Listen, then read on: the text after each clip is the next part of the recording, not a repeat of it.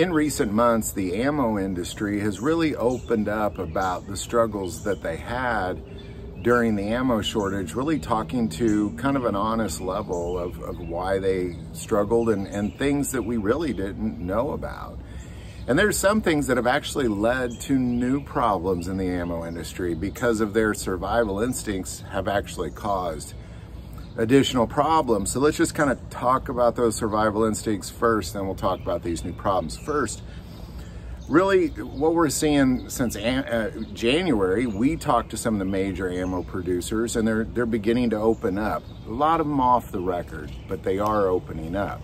But this gives us new insight into the ammo industry. So what's going on? Well, first of all, what they're saying is that the cause of the ammo shortage, this is not a mystery. We made a million videos on this, but ultimately it was a surge in panic buying of ammo by civilians, and then additional panic buying, and then additional panic buying. Then you add this war with Europe into the equation, and both Europe and US arms producers are saying they can't keep up with ammo production. What this ultimately led ammo companies who split their ammo between civilians and military and police, and of course military and police get their contracts fulfilled first before it makes it onto the shelves.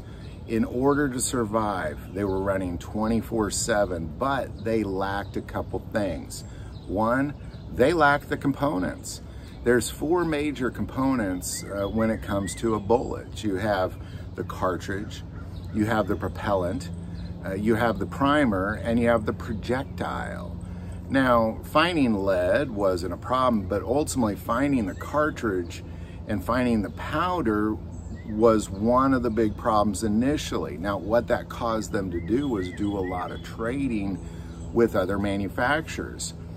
So, for example, you may have a manufacturer number one over here, and they've been using the same powder and the same cartridge forever, but they're out of powder. So they're gonna then trade cartridges to this other guy who's been making it with the same cartridges and same powder for powder because maybe he needs some. So they're kind of working with each other to find out, well, what are you missing? Well, I'm missing this. Well, I can trade you that if you can trade me this, with their competitors. Now that is great. However, where it really caused a problem is a lot of shooters, professional shooters, hunters, people like that, you're getting inconsistent ammo. Ammo with different cartridges, same label, different cartridges, different powders, that sort of thing. And that consistency still continues to be a problem, if not really kind of a new problem.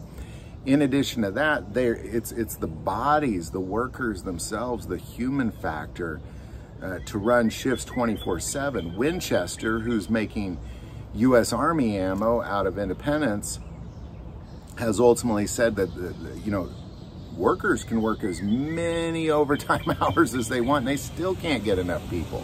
And ultimately what this will lead to is hiring a bunch of people that lack experience.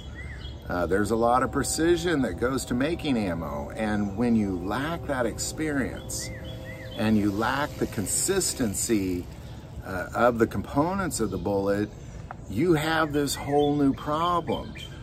What a lot of people are seeing is this inconsistency with ammo.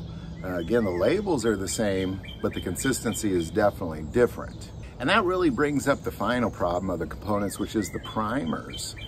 This has been a problem for, since the beginning. Finding powder, finding cartridges, that was one thing. Finding the primers was a whole different thing, and that was usually if a production line stopped, it was because of primers. Now we're still lacking consistent primer production.